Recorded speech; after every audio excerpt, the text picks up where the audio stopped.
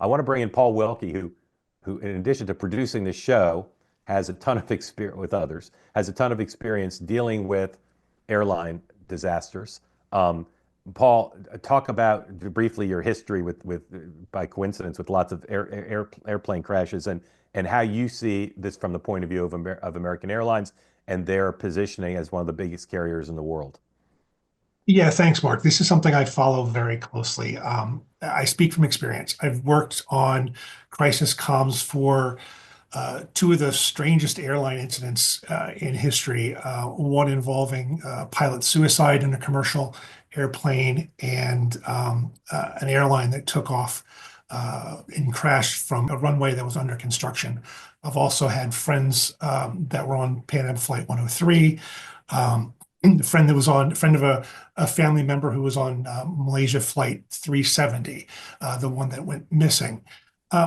So from an airline and PR perspective, what you're seeing right now is airlines by design are only going to talk about what they know right now. They're not going to speculate.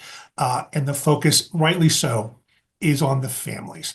And one of the things I always like to stress in times like this is most air incidents really oppose the Occam's razor rule. What seems obvious and definite in the hours following the accident, is often disproven in the hours and days and weeks and months following. I know that sounds conspiracy theorist, but the more information you have, the more of a realistic picture you have.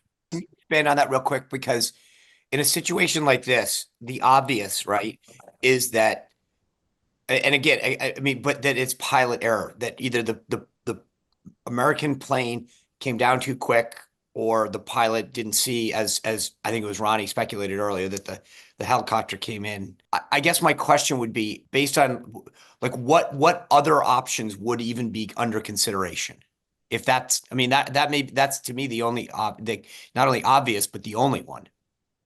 Well, I think that is the obvious thing that's out there right now. But what you do find is it's the details within that obvious. What was going on with the pilot? What, did he oversleep? Was he disrupted by something else? Was there a equipment malfunction on the helicopter? These are the things that are going to paint a more realistic picture, a more complete picture of what really happened.